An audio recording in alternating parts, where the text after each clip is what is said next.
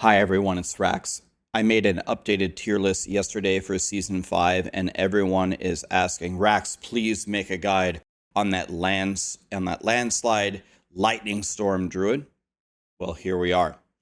So there is quite a progression here. There's the leveling section, and then there's the getting to 100 section, and then the final form where you want it to look something like this, where we're going absolutely bonkers, throwing lightning storms everywhere. So I'm going to go through and explain to you the entire journey there. Before I begin, let me thank my super awesome friend Boiler. He was a rank 1 Diablo 3 player. He's one of the best druids in Diablo 4. He only plays druid. He's only theory crafted druid from the beginning. So I want to thank him for all the guides and all the great work that he does. He's a great friend of mine. He came and visited me a few months ago. So big shout out to Boiler. We'll have all the links down to his socials below to show him some love. So before we can play the landslide in the end game where we throw the lightning storms, we got to level up first. And again, leveling as a druid is never good news. But I actually love the setup that Boiler had here. This is exactly what I would go for if you were going to play landslide leveling. That's to pretty much abandon landslide and go for calm breeze on wind shear with elemental surge. So you can go get this power. If you have like a main character, maybe this druid is your second character, you can go get this power right now. You can go do gritting lab in dry steppes and you'll have this for your druid. It will help tremendously. It's absolutely worth it. And so what Calm Breeze does is it makes Wind Shear do thousands of poisoning damage. So you just throw Wind Shear, your generator, and it will pretty much clear the entire beginning part of the game for you. The other trick to that is to combine that with the Elemental Surge tempering on your weapon. So I will demonstrate that for you. You put Elemental Surge on your weapon with the Wind Shear power and you're going to win. You go to Weapons, Elemental Surge. Lucky hit, 40% chance to do a massive amount of elemental damage. That with Calm Breeze is going to level you up very easily. Then, when you get to World Tier 4, Calm Breeze and Elemental Surge is going to fall off. Now you got to get to 100 somehow. And in the Landslide Endgame guide, there is a section for starting out and the early endgame and getting up to 100 as you find the powers. When you play this version of Landslide, it's just going to be pure Landslide. And it will do decent damage. It'll be all right. It's not going to be the best leveling build you've ever played, but it will get the job done. And if you choose to play this way, it'll be really nice. You'll go from throwing Wind Shear to doing Landslide to eventually summoning Landslide, which summons 10,000 lightning storms that do everything for you. So that's kind of, and all of the info on how to build those guides is right there, the planners and what you select. A good way to get to 100. Now, we want to make this really cool endgame version that shoots lightning storms everywhere. Well, you will notice in the Mythic Unique version, there's a lot of things you got to go find. First of all, this is the endgame goal if you had a Tyrells and a Starless, but you will also need Vassalese and Unsung and Wildheart and Earthbreaker. Holy cow, that's a lot of stuff. If you have a main, let's say it's a Lightning Spear Sorcerer or something, anything, you can farm up some boss mats, and when your druid is in World Tier 4, you could look for a group. And one of my favorite things to do is to go to Resources, Boss Loot Table Cheat Sheet, Control F, and let's type in Unsung, one of the things that we need for the druid. And we just scroll up, and we can see it drops from Beast in Ice. Earthbreaker, do the same thing. Earthbreaker is dropped from Grigor. Okay, you can go fight the regular versions if you're not too strong. You can do the tormented versions if you can find a group. Maybe they'll let you tag along if you provide the mats. And this is how you're going to be able to get your uniques and your mythic uniques for the build after you've killed enough bosses. Again, if you don't have all these mats, if you can't do all this right now, that's okay. There's early endgame version. Doesn't have any uniques. And then there's the end game where you have access to the uniques but you don't have access to the mythic uniques. It's all here for whatever you need, but I'm going to show you the main thing that you're aspiring for. Now, when you're theory crafting a druid, the druid, I think, has more moving parts than almost any class. So there's shape shifting gives you a buff, and we need to trigger poisoning so we can get Envenom. And in the early game, we're going to take Poison Creeper, but later on, we're going to have a small chance to generate poison from like a Paragon node. So then we drop Poison Creeper. There's so many pieces. So theory crafting a druid is very difficult, but it's very rewarding when you get it all pieced together. I think one of the best ways to go through and understand what's happening here is actually to read Boiler's introductory stuff, which I think covers it very well. So let's start with the key passive at the bottom. Let's read what it says. When you cast an Earth skill, that would be Landslide, you have a 35% chance to throw a free Storm skill. That would be Lightning Storm. Notice it's not even on our bars.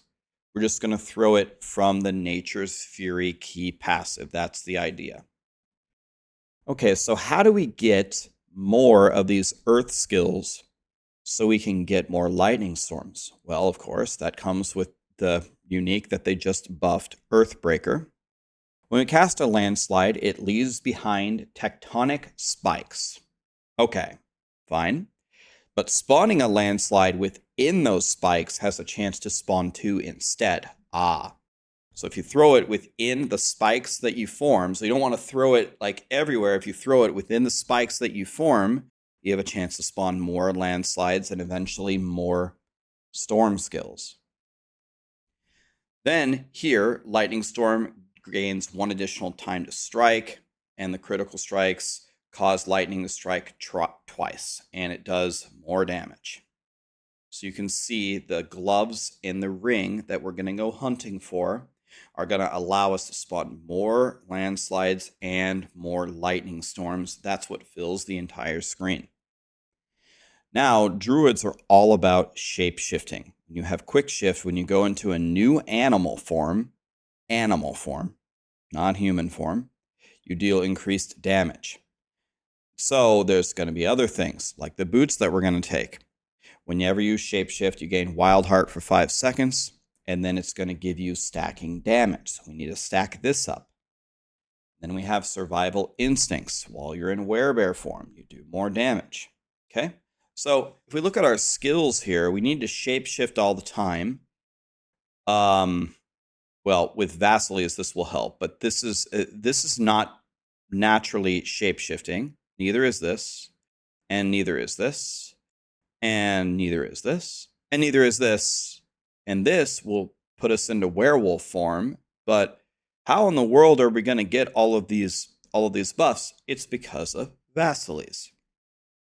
Your Earth skills are now Werebear skills.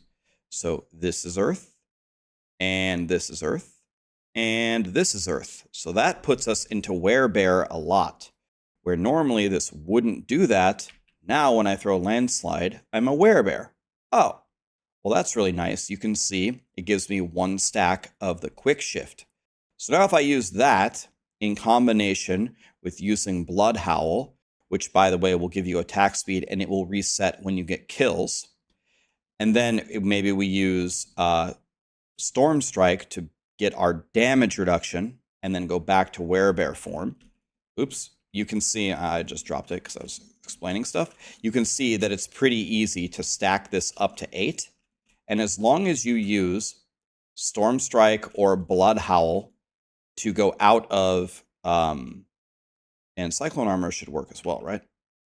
As long as you use any skill to bring you out of Werebear form, then go back to casting the Landslides back in Werebear form, you will stack all these buffs up and you'll do insane damage. Okay, and then Poison Creeper early game is going to help you stack Envenom. Almost every druid tries to sneak away into putting Envenom into your build because it gives you so much increased damage. And then it explains a bunch of other things. probably getting a little bit too much into the weeds, but that's the main idea of everything. And I think we've covered all of the uniques. This spawns the spikes that you throw the landslides in, which give you more landslides. The Wild Heart is going to give you the stacking damage. The Unsung is going to give you the additional strikes and the additional lightning strikes twice buff. And the Vasilies is going to make your Earth skills, Werebear skills, which help you shift. When you hit Blood Howl and when you hit Storm Strike, it shifts you either into werewolf form or human form. And then when you landslide again, it's back into Werebear form. If you didn't understand any of that, let me explain it to you in like a 5-year-old way. Spam landslide and then like spam all of your other skills every once in a while. That's like 90% correct. And that'll be good enough. But in case you cared, I wanted to explain a lot of the in-depth things about what you do. Now, of course, there's different setups here when you're starting out, when you don't have these uniques. Then you finally get the uniques, and there will be significant changes. Now you can actually use Lightning Storm, whereas before, Lightning Storm was not a part of it. And when you get the mythic uniques, it actually unlocks different ways for you to even play. So now you can drop Poison Creeper, and you might be wondering where the hell is our poisoning going to come from? Get to that in a second. And then without the Poison Creeper, then you're going to drop this for Energize in your Spirit Boons. That way you can just have Infinite Spirit along with Ring of the Starless Skies. As long as you're hitting stuff, you should have Infinite Spirit. And then Constricting Tendrils is what is going to replace the Poison Creeper. Nature Magic has a 15% chance to entangle the enemy, immobilizing them, but poisoning them. And that's what's hopefully going to help us here. And then another issue that we're going to have to solve for is early on, one of the best ways for druids to apply vulnerable is lucky hit, chance to apply vulnerable. And that's the roll on rings. But now in the endgame, we don't have that. We have a unique and a unique, or a mythic unique, and now we don't have an opportunity to get that roll. So what we will do is we'll pick up the Elemental Exposure passive. Storm skills have a 10% chance to make enemies vulnerable on lucky hit, and we'll just have to rely on that. When you get your gear good enough and your attack speed good enough, it should have a very high uptime for you. And I think that's pretty much it. Another thing that we can discuss real quick is defense.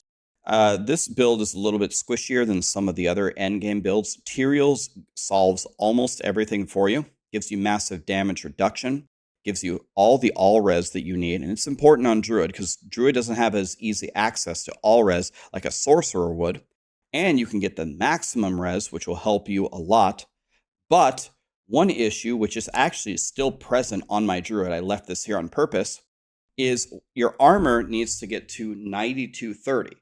I don't have 9230 armor, so I need to find a way to do that, and that should come from masterworking. If you hit a single upgrade on your masterworking for the armor on the helmet, that should be good enough. But I'm going to masterwork it right now and see what I end up with. And hopefully I don't hit the armor here. But of course, now that I said that, I'm pretty much guaranteed to hit it. 12% willpower. Okay. And we're at 9151. Okay. So we're almost there. So maybe if I masterwork these all the way up, that'll be good enough. So let's just masterwork this up. See what happens. Okay. Oh yeah. Actually the base armor doesn't go up when you masterwork it. So if you don't have an armor roll here, it's barely going to be off. How much? We're only missing 1% damage, so that would probably be okay. So this would probably work. Again, if you're really worried about it, you can either hit one of your masterworks in the Vasili's Prayer, or you could find an armor roll on this pants. The life per second here is pretty much a complete brick anyway, so you could solve it that way. But that's something to be mindful of when you're building it. You need 9230 armor. Again, the Tyraels will solve the all resist for you. Look what happens if I take my Tyraels off. So until you have it, you are going to have to solve these resistances. So you might need to put some gems in here in your jewelry instead of the skulls. This would lower your armor even further, which would require you to put an armor roll here. You're going to have to play a little bit of a puzzle as you build it up to this max power thing. It's just some things I want you to be aware of. If you're wondering, why is my druid dying? Check your resistances, check your armor. You're going to need temporary solutions. I'm fine with the 9151 setup here. That's good enough for me. It should be fine. I almost never die in my druid anyway. So that should hopefully explain everything. There's one more thing, actually. Some of these Paragon nodes, I think we've covered them, but some of them are actually pretty important. So Earthen Devastation. A lot of these require you might look at the temper and be like, okay, it's weird. Rax took damage to crowd controlled here, but over here he took damage to distant. I don't understand. Why would you mix and match them? The reason why you mix and match them is you get bonuses from your legendary Paragon nodes. For example, Earthen Devastation is going to give you more damage with your Earth skills if you get damage to crowd controlled. That's why I took that roll. And actually, as you can see, I don't even have enough right now.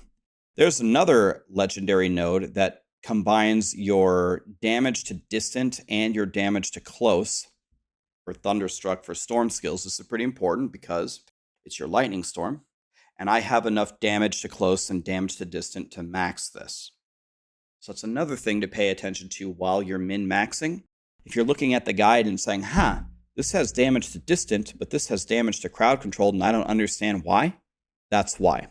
Another thing, if this wasn't obvious, is if it says put damage to distant here, and it says put damage to crowd controlled here, if you have them flip-flopped, that's okay. It's not a big deal. You just need to pay attention to trying to get both of them max so you get some extra damage. All right?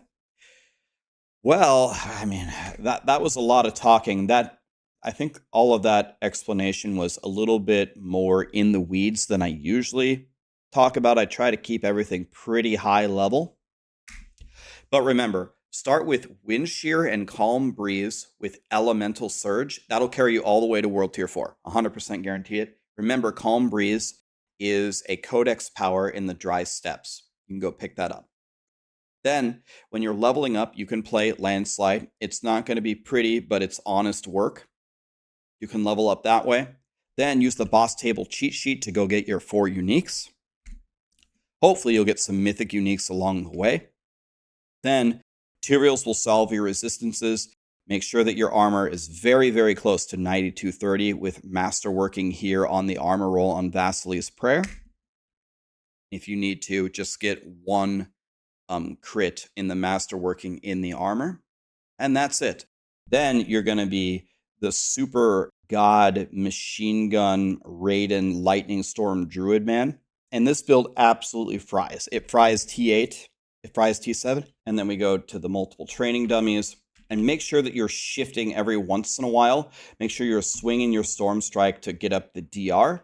Make sure that you're pressing your Blood Howl, which will be up pretty much all the time from the kills that you're going to get. The Petrify is going to give you a ton of increased critical strike damage. And yeah, I mean, look at what this turns into. This is absolutely, completely bonkers. I hope this guide helped you. If it did, let me know down below, and I'll make more of these. Thank you.